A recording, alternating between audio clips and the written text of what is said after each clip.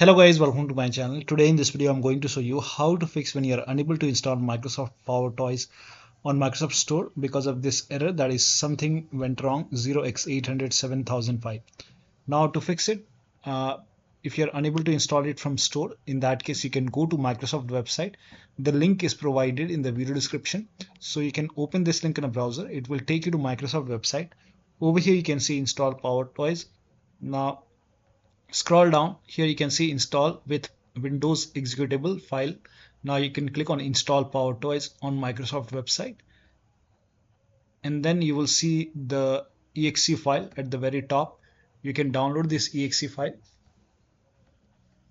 and then once the download is complete, you can run this exe file,